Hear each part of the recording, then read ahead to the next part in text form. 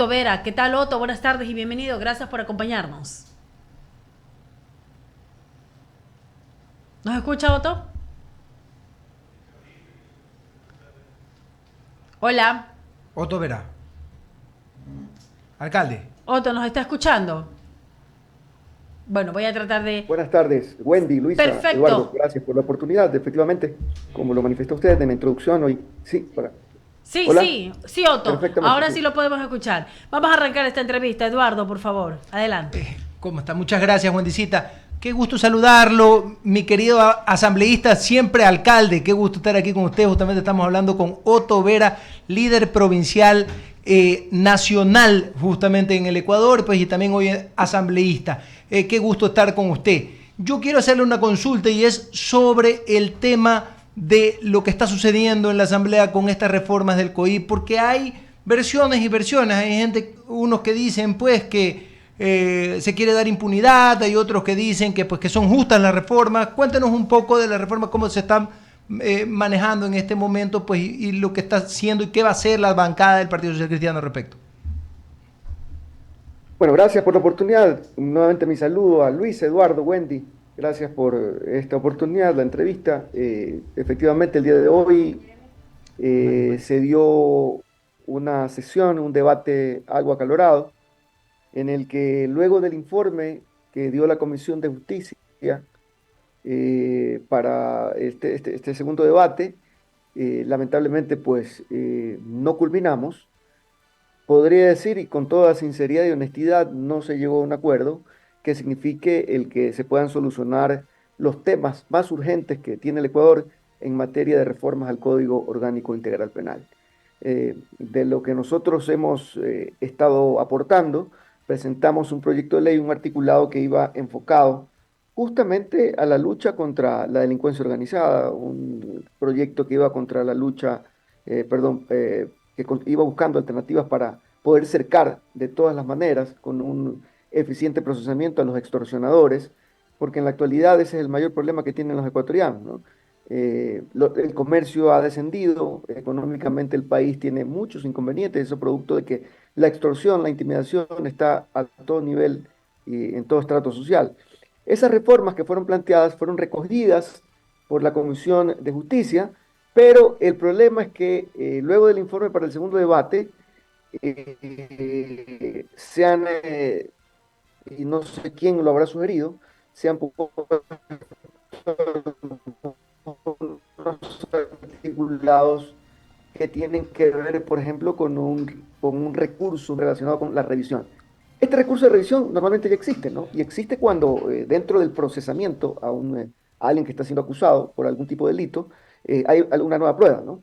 Pero aquí este recurso de revisión se intenta insertarlo dentro del proyecto del Código Integral Penal cuando exista, en teoría o entre comillas, un informe de algún organismo de los derechos humanos que ponga de manifiesto, o alguna sentencia de la Corte Interamericana de Derechos Humanos, que ponga de manifiesto de que se ha violentado algún derecho de alguna persona que está siendo procesada.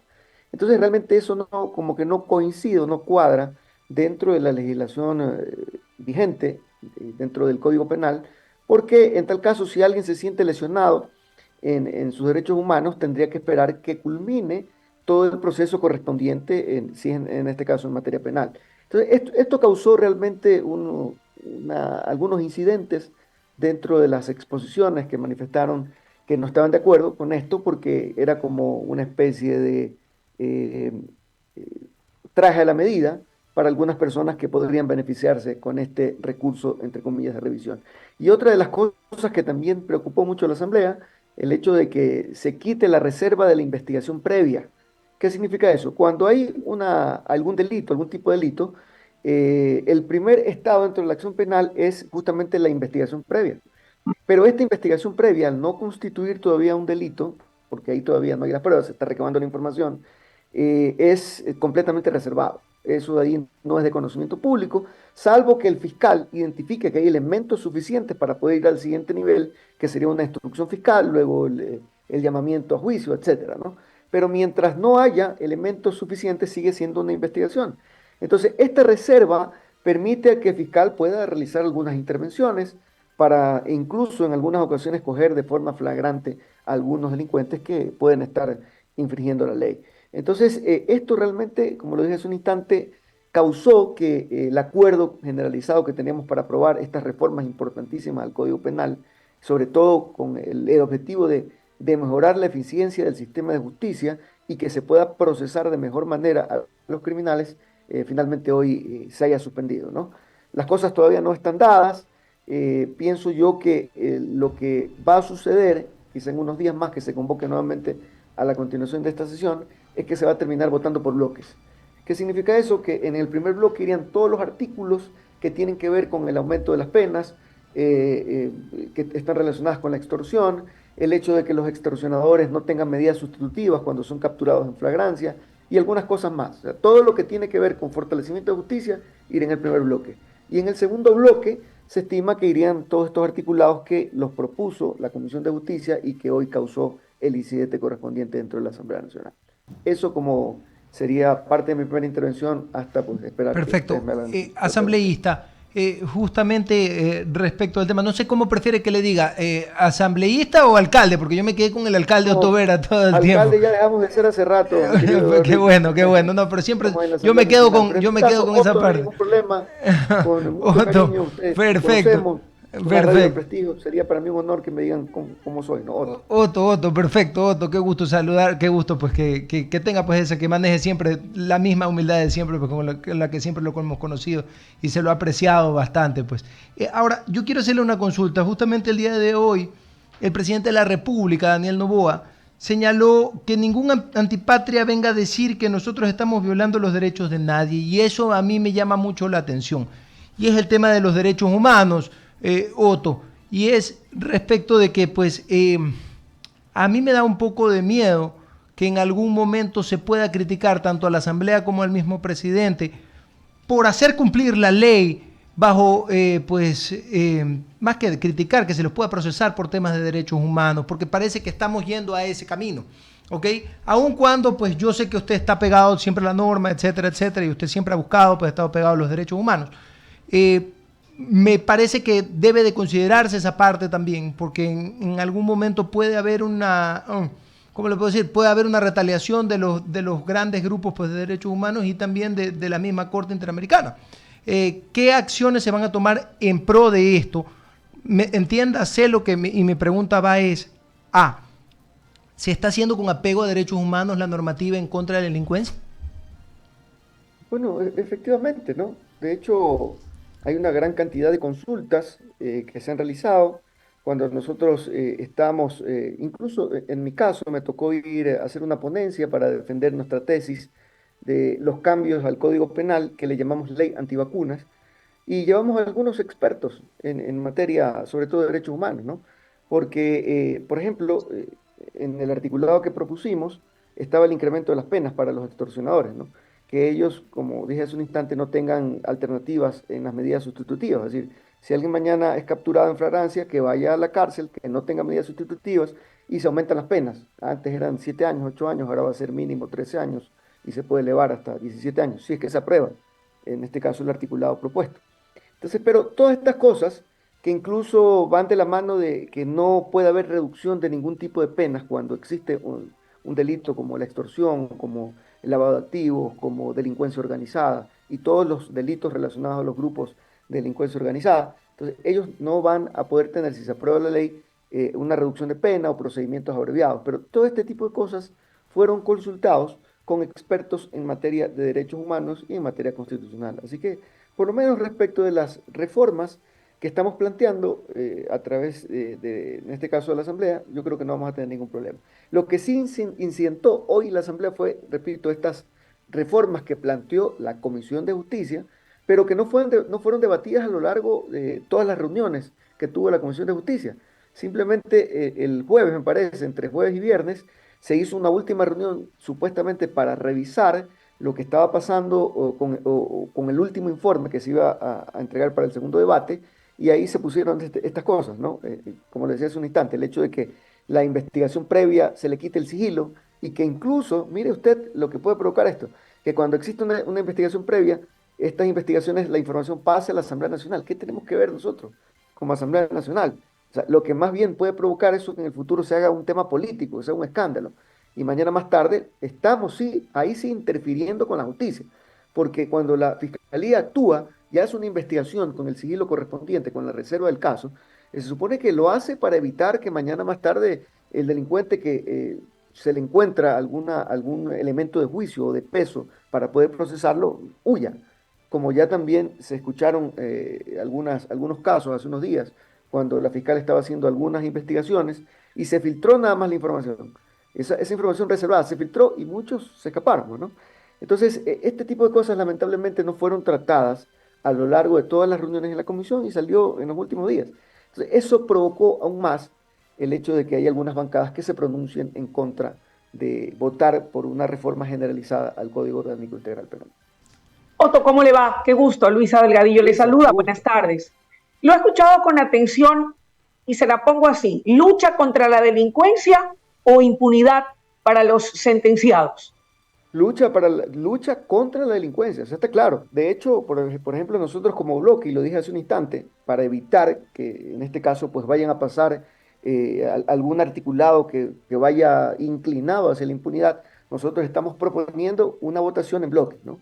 Repito, la primera en donde estaban todos los artículos que van del lado del manejo eficiente de los criminales, del procesamiento eficiente, del aumento de penas, de la quita de prebendas, que no se puede eliminar, que no haya medidas sustitutivas, que no haya disminución de penas. Todo lo relacionado va a ir en un articulado.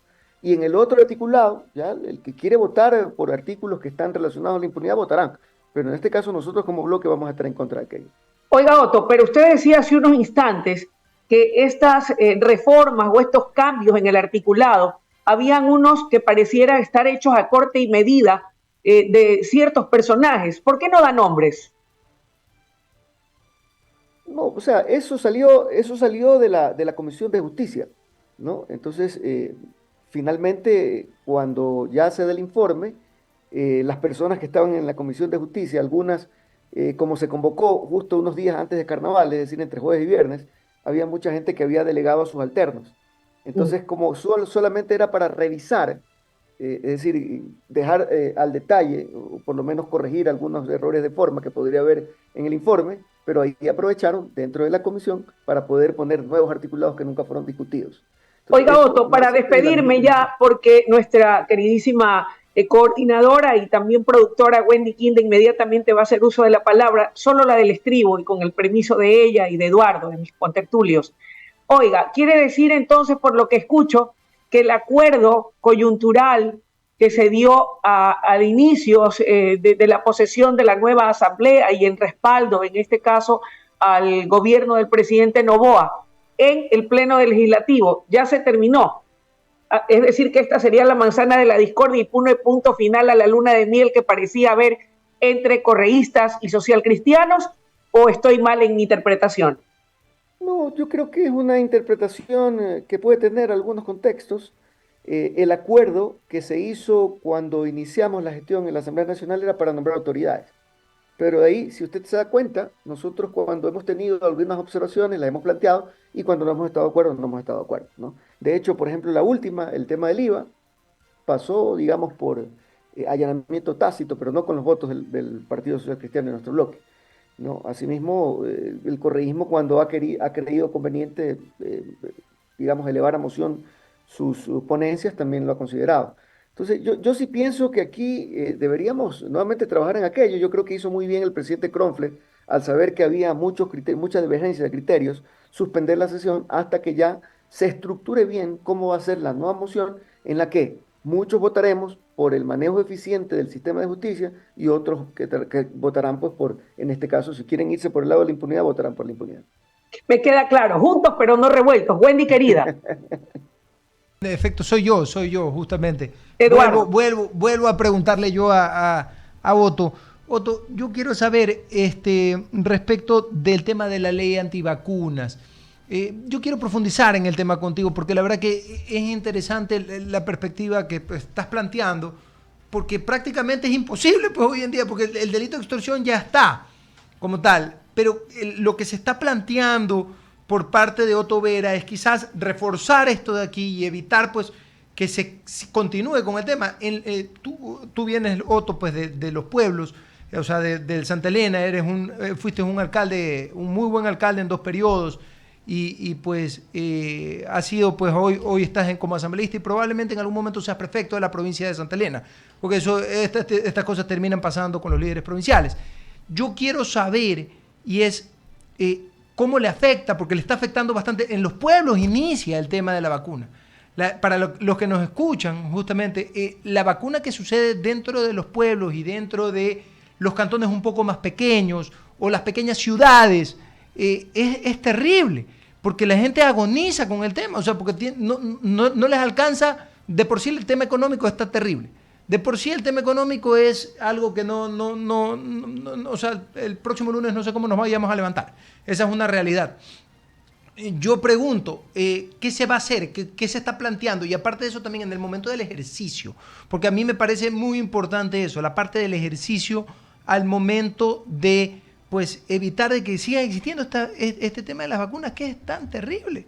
Y hay todo tipo de vacunas, ojo, no solo hay vacunas para todos ustedes de la misma delincuencia organizada, pues de las bandas comunes que ya conocemos, sino también de mismos empresarios contra pequeños emprendedores, que eso es algo que también sucede. Cuéntanos un poco, Otto. A ver, primero es importante contextualizar lo que ocurre con la extorsión en el país. La extorsión es una forma de obtener recursos y bienes en base a la amenaza, en base a la intimidación. Esa es la extorsión. Y en la actualidad, lamentablemente, producto del desfase económico que tenemos, la falta de empleo, hay mucha gente que ha optado irse por el lado de infringir la ley y lamentablemente equivocando el camino ha degenerado nuestra sociedad.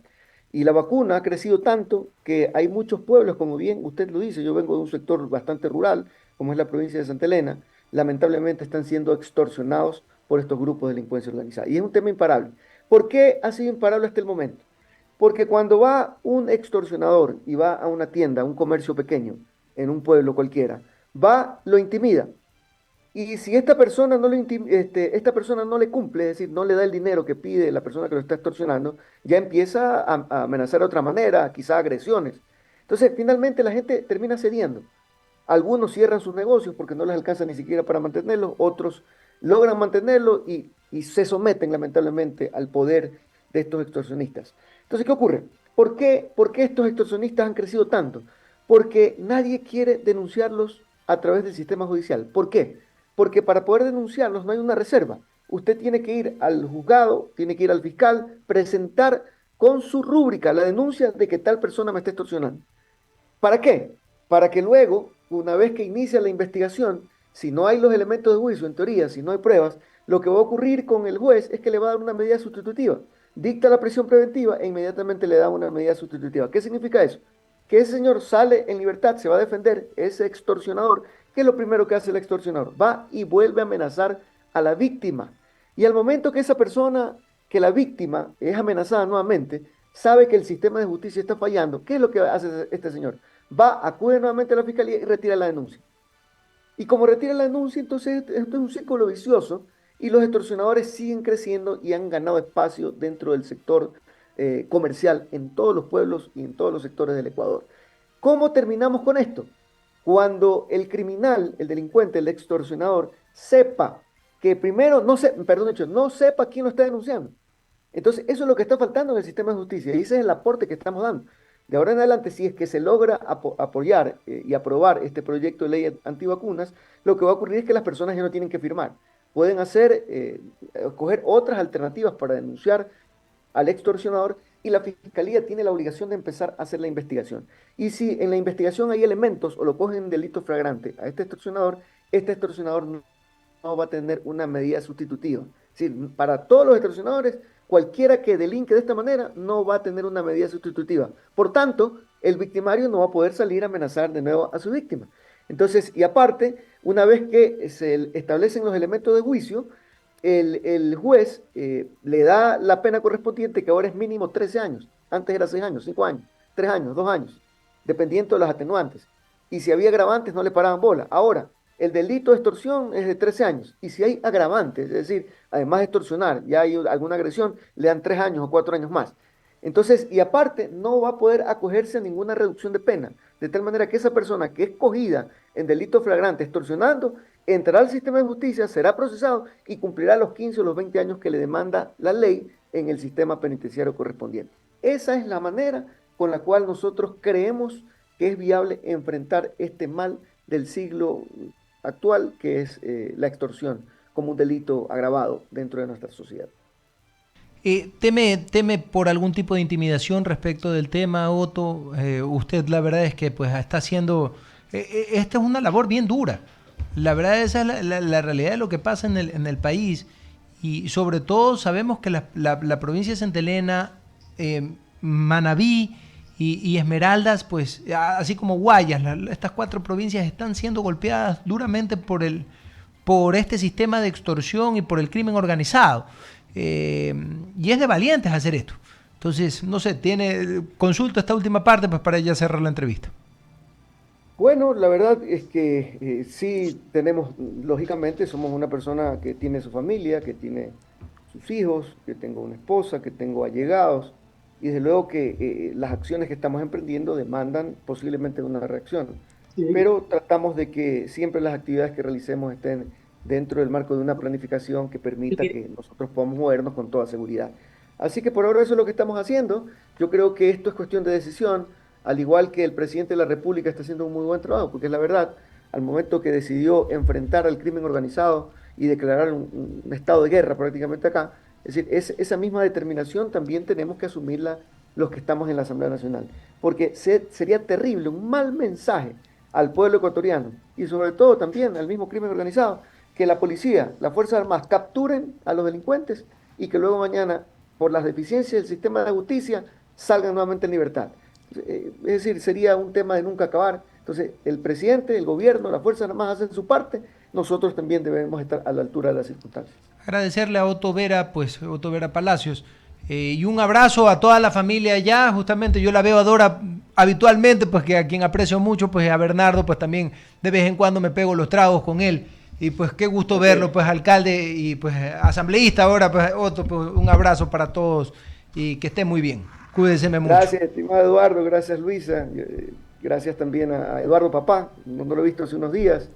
Gracias Wendy por la entrevista y a la orden, cuando ustedes requieran, estaremos para poder informarle al pueblo que nos ha elegido.